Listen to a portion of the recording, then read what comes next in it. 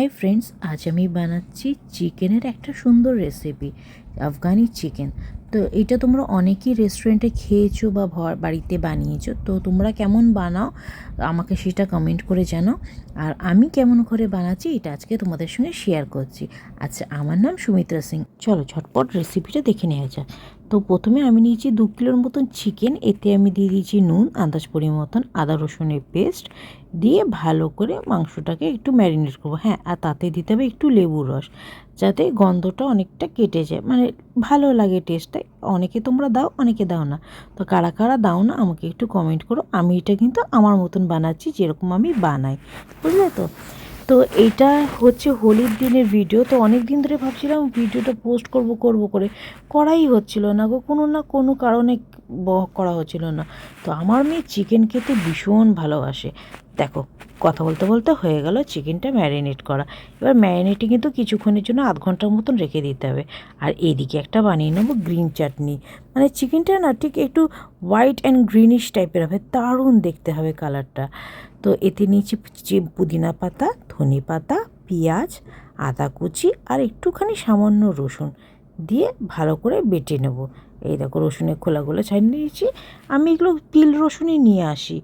আর আমি দিয়েছি লঙ্কাটা বাটা। আমার একটু লঙ্কা বেটেই আমি রেখে দিই ফ্রিজে সবসময়, যাতে কাজটা একটু তাড়াতাড়ি হয়ে যায়। হ্যাঁ, আর এতে আমি একটু দিয়েছি কাজু কিশমিশ। অনেকেই তোমরা দাও না, কিন্তু আমি একটু দিই, একটু মিষ্টি মিষ্টি ভাবটা লাগবে। বাচ্চা মানুষ তো খাবে, ওরও একটু ভালো লাগবে। আর কাজুটা দিয়েছি, ওতে টেস্টটা না দারুণ আসে। অনেকে আবার এতে চিনে বাদাম দাও, কিন্তু বিশ্বাস করো কাজুটা দিয়ে দেখো, দারুণ লাগবে খেতে। এই দেখো পেস্টটা হয়ে গেছে, দেখেছো কালারটা কি সুন্দর লাগছে না কালারটা দেখে? উফ, আমার তো দেখে মনে হচ্ছে এখনই একটু রুটি দিয়ে খেয়ে নিই।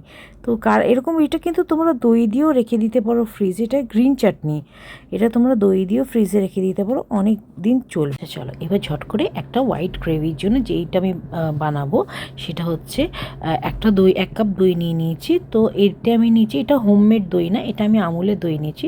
তোমরা চাইলে হোমমেড দইও ইউজ করতে পারো। এটা টক দই নেবে, হ্যাঁ, কোনো অন্য দই না, টক দই। আচ্ছা, এর সঙ্গে আমি নিয়েছি হোয়াইট ক্রিম। এটা আমি আমুলের ক্রিম ইউজ করেছি। এর অল্টারনেট হচ্ছে, তোমাদের যদি ক্রিম না থাকে ঘরে, দুধের সর যদি থাকে, দুধের সর দিয়ে দিলেও কিন্তু হোয়াইট ক্রিমের কাজ করবে। আমিও কিন্তু প্রায় দুধের সরই দিয়ে দিই, ক্রিম না থাকলে দুধের সর দিয়ে দিই, তোমরা সেটাও দিতে পারো। তো তার সঙ্গে দিয়ে দিচ্ছি একটু চাট মশলা, একটু কাসুরি মেথি, হোমমেড গরম মশলা, যেটা সবাই আমরা বাঙালি মারা বা নন বেঙ্গলি মারা সব মারাই বানিয়ে থাকি। তার সঙ্গে আছে এতে ব্ল্যাক পেপার্স, মানে গোলমরিচ গুঁড়ো দিয়ে ভালো করে এটাকে মিশিয়ে নেব। আচ্ছা, বানিয়ে থাকা যে সবুজ চাটনিটা, যে গ্রিন চাটনিটা বানিয়েছিলাম না, ওটা এইটার ভিতরে মিশিয়ে ভালো করে মেশাতে হবে। একদম স্মুথ টেক্সট হবে, যেন কোনো প্লাম বা কোনো দানা বা না থাকে। ঠিক আছে, যতক্ষণ চলে এটা মিক্সড করছি।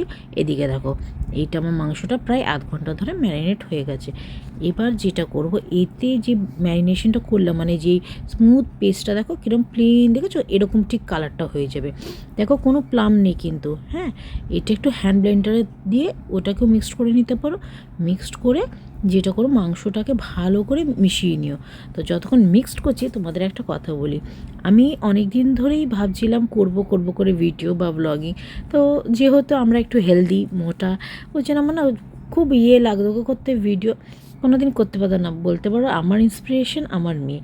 আজকে যদি আমার মেয়ে আমাকে ইন্সপায়ার না করতো বা আমাকে মোটিভেট না করতো, হয়তো আমি এই ভিডিওগুলোও করতে পারতাম না। আচ্ছা, ভিডিও কথা বলতে বলতে তোমরা দেখে নিয়েছো তো আমি কী করলাম। ম্যারিনেশনের পর কিন্তু একটা ছোট্ট কাঠকয়লাকে পুড়িয়ে ওটা একটা স্মোকি ফ্লেভার দেওয়ার জন্য ওতে একটু ঘি দিয়ে আধ ঘন্টার জন্য না 10 মিনিটের জন্য হলেও একটু ঢেকে রাখলে গন্ধটা হয়ে যাবে। মানে ঘিয়ের বেশ একটা স্মোকি গন্ধটা পুরো মাংসটাতে ছড়িয়ে যাবে। আর এদিকে একটা প্যানে একটু বাটার আর ঘি, যারা বাটার কম খাও তারা বাটার কম দিও।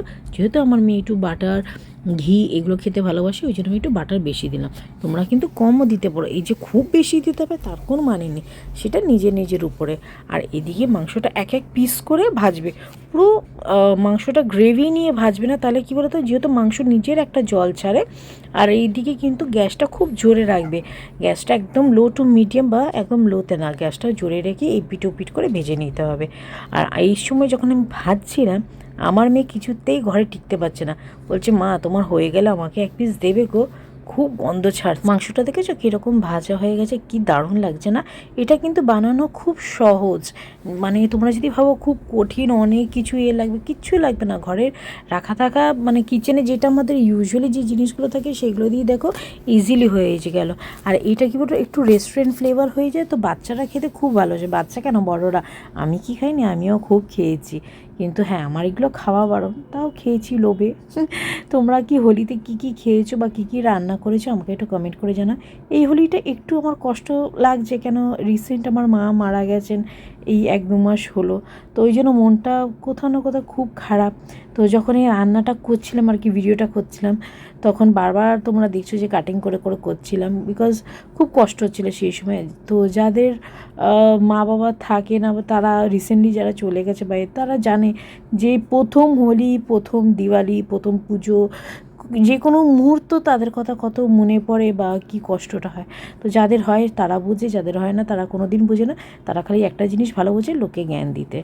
তো চলো জ্ঞানটা এক সাইডে রেখে, টক্সিক মানুষগুলোকে এক সাইডে রেখে, তো দেখি আমার মাংসটা কতটা হয়ে গেছে। দেখেছো কিন্তু কীরকম করে মাংসটা করেছি, খুব সহজ পদ্ধতিতে তোমাদের দেখিয়ে দিচ্ছি। আমি কিন্তু বারবার বলছি, এত রিচ, তুমি বলবে সুমিত্রা দি তুমি মাংস করেছো এত রিচ ঘি বাটার দিয়ে, আমরা কি এত ঘি, তোমরা নিশ্চয়ই এত ঘি বাটার দিও না, তোমরা সাদা তেলই করো, রিফাইন তেলই করো বা রাইস ব্র্যান্ড, বাট একটু এগুলো দিয়ে দেখো, দারুণ লাগবে খেতে। আচ্ছা, আমি তো এটা দুপুরবেলা খাওয়া হলো আমাদের বিরিয়ানি দিয়ে।